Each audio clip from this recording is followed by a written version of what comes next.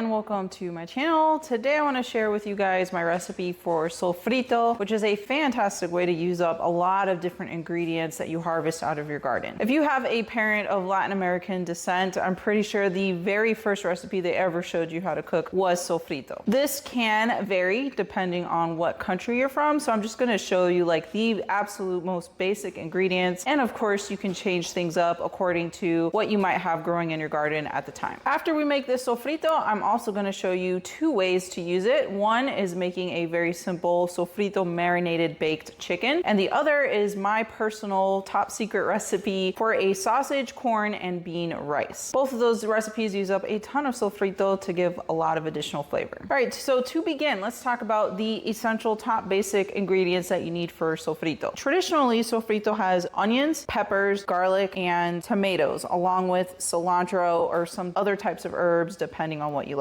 I harvested a ton of onions from my garden this year, so it's a great way to use up some of that harvest. I went ahead and gathered whatever peppers I had ready for harvest right now in my garden, so I have lots of different kinds here. But traditionally, the way that people from the Caribbean make sofrito is actually using a pepper called ají cachuca. It is classified as a sweet pepper, but it has a tiny amount of some heat to it, but it's pretty low because I don't like super spicy stuff and I don't even notice it. But the reason why this is the pepper that's traditionally used for sofrito is because it's a pepper that grows well in very hot tropical climates like the Caribbean, so it's quite common in our countries. But you can use whatever sweet peppers you prefer, green bell peppers, red, you know, anything you want. If you want it to be spicy, just add whatever hot peppers you prefer. And then for garlic, you want to use like fresh, whole, peeled garlic, so I have a bunch of that right here. And then for the tomatoes, whatever tomatoes you would like. This is what I had here in my garden today, so that's what I harvested. As far as the herbs, the most commonly added herb to sofrito is by far cilantro, but I know a lot of people don't like cilantro, or maybe it gives you like a soapy type of flavor when you eat it. So in that case, you can try some alternatives like culantro or papalo, which I have a video all about growing papalo as a cilantro substitute. If you would like to learn more about that plant, I'll link that video below in the description. But you need a lot of it. Whatever greeny type of herb that you choose to use in this recipe, you just need a lot. And of course, you can add other herbs along with the cilantro if you want. Right now in my garden, I have tons of Cuban oregano growing. So a lot of people will ask me like, what do you do with all this Cuban oregano? It's a very big bushy type of plant. It grows very well in the heat. It's one of the few herbs that really can grow and thrive during a very hot Florida summer, but it's not exactly the same as, you know, traditional regular Italian oregano, which I also have right here. The Cuban oregano definitely has much more of a stronger flavor as compared to like a standard Italian oregano. But a great way to use up a lot of this is in like marinades and sofrito, things like that. It goes really well with meats like chicken and seafood. So since I have a lot of this Cuban oregano growing in my garden right now, I'm definitely going to be adding some into my sofrito. If you have regular oregano, that's fine too. If you don't have any of it, that's okay as well. Now, when you look at my recipe for this sofrito, which I will list that all out in the description below, all the ingredients and everything, I do not put quantities, okay? I'm not going to say you need 1 cup of onions, half a cup of garlic, you know, whatever, because honestly, this recipe is mix whatever you have. You really can't go wrong with it. You're not adding salt to it, so it's not like you're going to accidentally make it too salty or something like that. It's just fresh vegetables. So you're going to blend up whatever you have, whatever's growing in your garden, whatever you found at the grocery store, it's fine. If let's say you didn't have any peppers, that's okay. You can still make sofrito without the peppers. I just wanted to go over the basics, like what we usually like to put in sofrito, but you know, some days you might not have something and that's okay. You can still make it. Sofrito can be seen like mirepoix, but like that's what Latin American people use instead of the French mirepoix where you like saute veggies in a pan before you start cooking like your recipes. We make sofrito. It's just blended up fresh vegetables. I do have a little secret ingredient that I like to add to my sofrito because this is what my mom taught me. She would get a couple cubes of like chicken bouillon. We don't add salt to our sofrito because when you're cooking with it, most likely you're gonna add salt in that recipe anyways. So we kind of don't really season this that much, but she always added a cube or two of chicken bouillon, and that's what I keep doing myself. So you can do that as well if you prefer, or just leave it without it.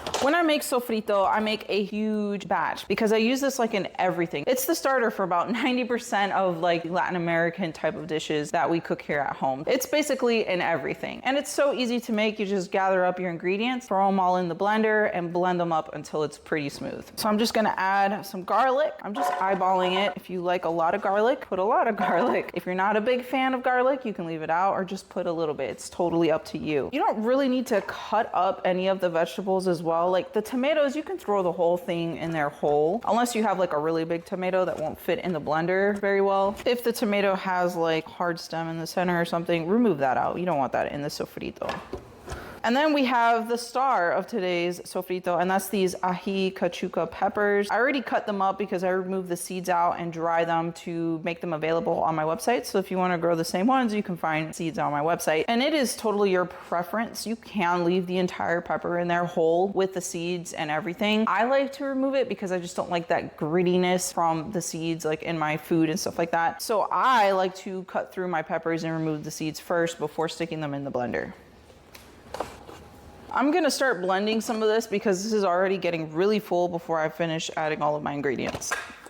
And that's just to kind of push it down a little bit so we have some space here and we can continue adding the rest. I'm gonna take a couple leaves from this Cuban oregano. This stuff is really strong, so don't put a whole bunch in here. For a big blender this size, I recommend like 5 leaves.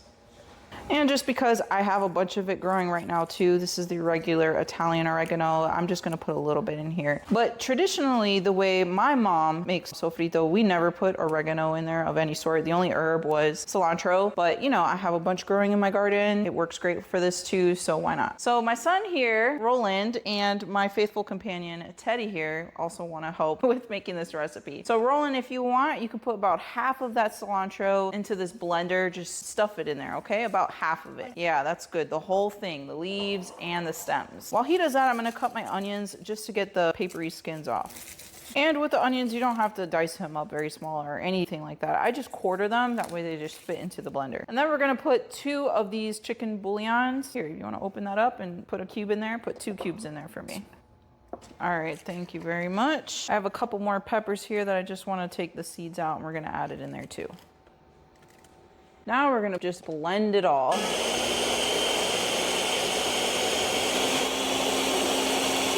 So sometimes things get stuck at the top. They don't go all the way down to blend. You just get like a spatula or something and push it down and keep blending. It doesn't matter how much you blend it. You can't really overdo it.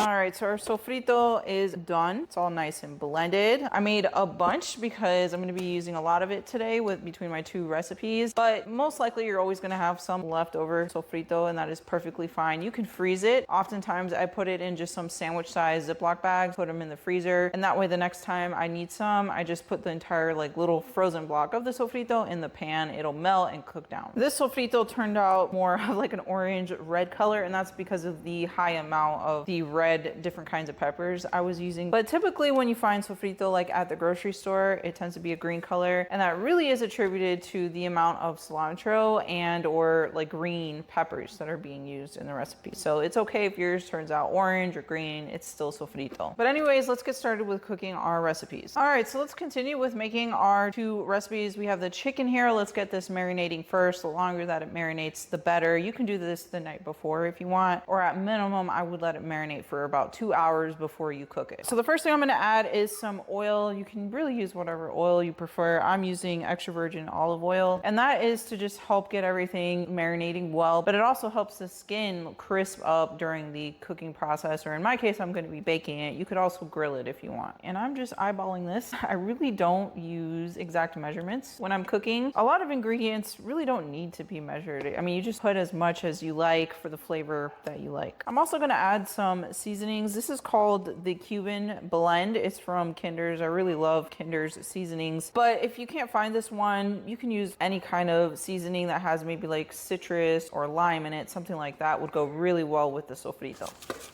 I like a lot of flavor, so I'm gonna make sure to add enough seasoning that both sides of the chicken is very well coated. And I'm using bone-in and skin-on chicken thighs. I really feel like dark meat works better for recipes like this when marinating in sofrito, but you could use whatever meat you want. It's the same thing. If you wanna use pork chops, chicken breast, whatever. With chicken breast, I recommend you get like the bone-in and skin-on, just because that will really help conserve a lot of the juiciness and moisture when you cook with chicken breast. But hey, if you got boneless, skinless chicken breast, that's okay too. Just be a little careful on your cooking times.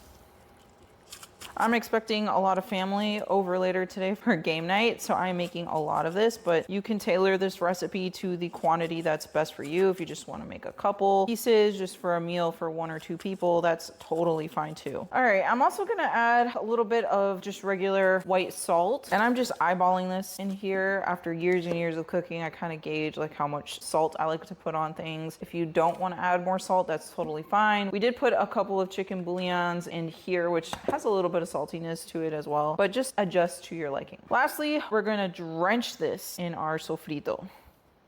And I gotta make sure I've saved some for my rice recipe. And then just mix everything together.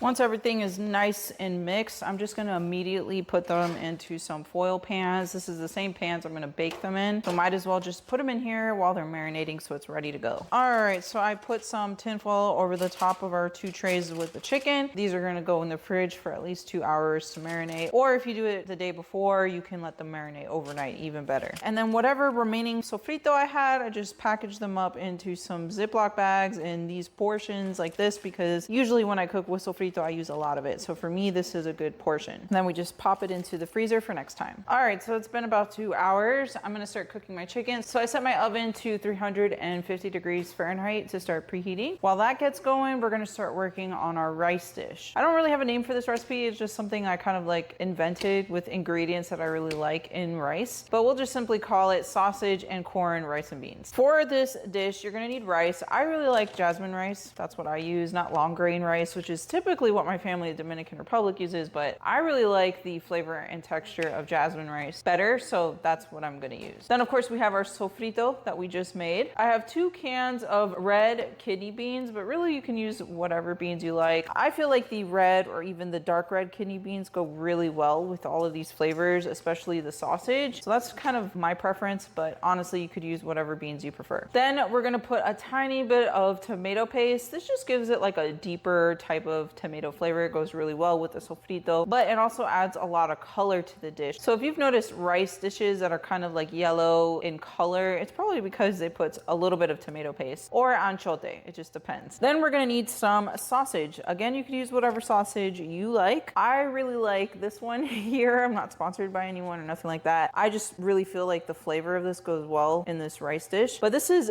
beef smoked sausage. Again, you could use whatever kind of sausage you like, but we're gonna dice this up pretty small. Then I have 2 cans of whole sweet corn. Whichever corn you like is totally fine. And I say 2 cans of each because I usually make a huge batch of this rice, and I really like my rice to have chunky bits of the meat, the corn, the beans, instead of there just being like a lot of rice and a little bit of these other ingredients in there. So I like to add like extra amounts of the corn, sausage, and the beans so that my rice is really full of them. And the last couple ingredients, you're gonna need a little bit of some olive oil or whatever cooking oil you prefer, but I also add a stick of butter to this recipe. This ingredient was added due to my American side of my heritage. So my mom's from the Dominican Republic, but my dad is American. He's from Pennsylvania. So I definitely cook with like a big fusion of just different ingredients and things. I would say the majority of Hispanic or Latin American people do not put butter in their rice, but I really like the flavor. I just think it helps give it a really nice buttery flavor, especially with the sausage. So if you're Hispanic or Latin American, don't chew me out for adding butter to my rice. Before we get started cooking all of this stuff, I do want to discuss how rice actually cooks. A lot of people will put rice in a pot with boiling water. Rice does not cook via boiling. It is a steamed type of product or ingredient. So you're gonna steam it gently in your nice big pot, not boil the heck out of it. That's how you get mushy rice. Another thing that's gonna differ a little bit between my Hispanic side of my heritage is that when we make rice and stuff like this, they use a big caldero, which means cauldron, an actual big metal cauldron type of pot that has no type of like nonstick coating on it whatsoever. So when you cook the rice, it tends to form a burnt crust where it comes in contact with the sides of the caldero. A lot of people actually love eating that burnt crispy rice. We call it con. It's almost like a delicacy. No Dominican will ever throw their con away. They all eat it except for me. I do not like it. I've never liked it before, before. That's just how I am. So I don't like to cook my rice in a caldero, which is the very traditional, typical way of doing it. I like to use a pot that has a nice nonstick coating. That way I also don't waste any of my rice because it doesn't form a layer of like burnt or crispy rice on there. It pretty much all of it, every single piece of rice is perfectly cooked and edible. So my preference is to cook it in a nice big pot with some kind of a non-stick coating or porcelain coating, something like that. So let's put this pot on the heat. For now, I'm gonna put it on high heat, but as soon as we add the rice, we're gonna reduce that heat way down because again, we just want it to steam cook, not to boil cook. So put this on high and we're gonna add our whole stick of butter. As you can see, I have a pretty big pot here because again, I'm making a lot of this. So one big stick of butter for a pot this size of rice is good. And then I'm gonna add just a little bit of my olive oil or whatever oil you wanna use. I find that when you add a little bit of oil, it just helps the sofrito really crisp and cook up a little bit better. So I probably added about 3 or 4 tablespoons of olive oil into here. Again, measurements are not that important with these things. It's all gonna work out in the end. And then we're gonna add about half of that bag of sofrito. This is probably a good solid 1 cup of sofrito with our 1 stick of butter and about 3 or 4 tablespoons of olive oil. We're gonna let this all melt together and start cooking the sofrito. While that's getting started cooking, we're gonna start dicing up our sausage. Slice that in half lengthwise and then dice it.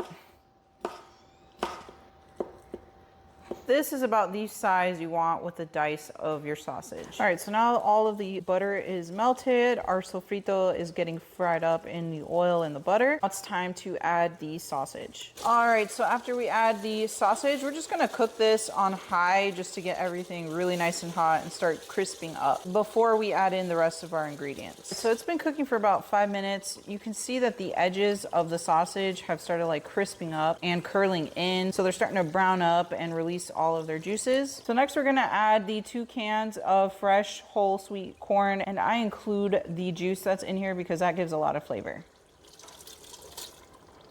And then we're gonna add the 2 cans of the beans. Make sure you drain the liquid out of the can of beans. All right, so the last thing we're gonna add to this is about half of one of these 6-ounce cans of tomato paste. Again, that just gives it like a depth of flavor and also helps give the rice some color. The other remaining half in here, I also like to put this in a Ziploc bag and just freeze it for next time. Mix up all of these ingredients really well before we add in our rice. Also, before I forget, we're gonna add 2 more chicken bouillon cubes, and that is just to make sure that it has good flavor as well. Cook for about 5 minutes so that way the chicken bouillon cubes dissolve before we start adding our rice. After 5 minutes, we're gonna add a little bit of water so this rice has some more liquid to cook in. It already has some liquid from the can of sweet corn juice and the sofrito even, but we're just gonna add a little bit more because otherwise the liquid that's in here is kind of pretty thick and won't help the rice steam cook properly. Again, I don't measure how much water, just add a little bit more so it's just a slightly more liquidy. While this cooks down for a little bit, we're gonna add our chicken into the oven now that it's come up to 350 degrees Fahrenheit. We're gonna cook it covered with the tin foil for about 45 minutes, and then we're gonna take the cover off and continue cooking them until the skin is nice and crispy and brown. That could take an additional maybe 10 to 20 minutes, just depends on your oven and your chicken. And I always like to set timers because trust me, I will forget. So I set it for 45 minutes. That way I check up on the chicken and remove the tin foil. Before we add our rice, we have to make sure that our liquid in here has a very good flavor, even slightly over salty, because the rice is gonna absorb so much flavor and it's a bland type of ingredient. If this doesn't have a lot of like extra seasoning to begin with, then your rice is gonna turn out pretty bland. So let's just taste a little bit of this. And this already has fantastic flavor. But the trick is you want this to be slightly over salty on purpose. So if you identify that it needs a little bit more salt, you can add some more regular,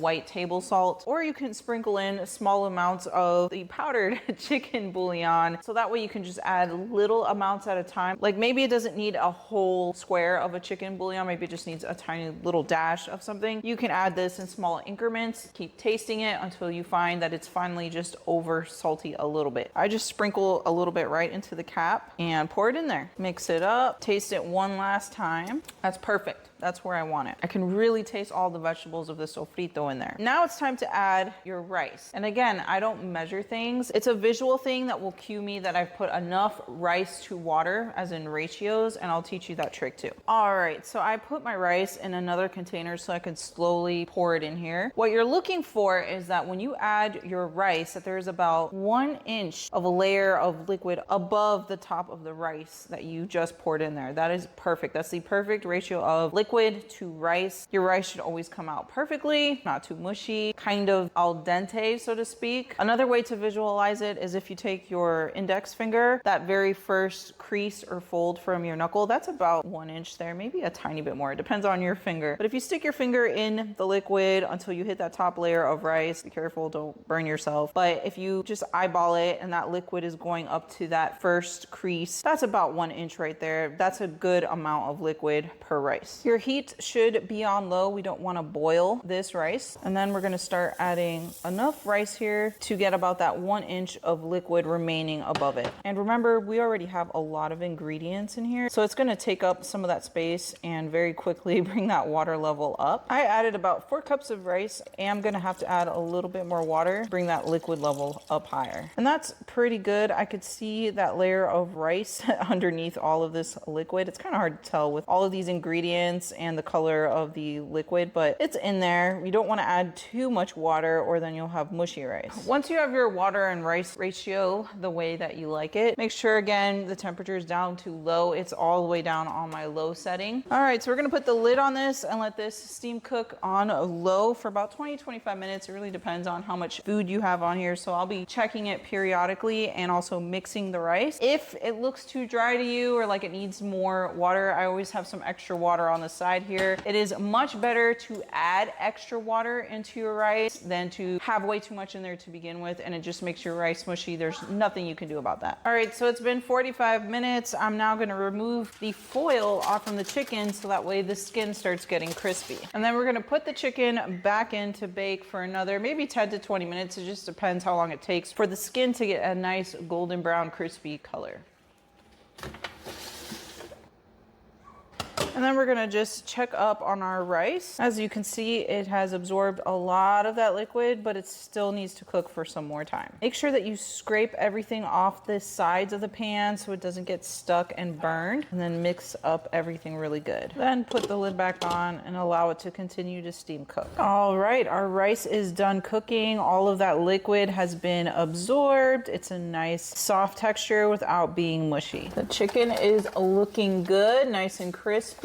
All right, so our dishes are done. We have our sausage and corn, rice and beans, and then our sofrito marinated baked chicken. The last thing is to top it off with some chopped cilantro. I like a lot of cilantro, so I put it on all of my food basically. If you don't like cilantro, you could use culantro or papalo. If you don't like any of those, then just leave it out, it's fine. I've also seen people top it off, especially the rice, with just some sliced sauteed onions and peppers. That works well too. Well, I hope you enjoyed this video. It's an inside look at how I use things from my garden to cook with and make lots of different recipes. So I hope this has inspired you to try making some sofrito and making either rice or chicken with it. If this is the first time you're watching one of my videos, I just want to say this is not what I normally do. The primary focus of my channel is not, cooking and recipes. It's about gardening and how to grow food. But I do like to make videos every now and then just showing you how I use the vegetables and things that I grow in my garden, just to give you all ideas. But if you would like to learn more about gardening, I invite you to check out the rest of my channel. Thanks for watching, and I hope you enjoyed this recipe.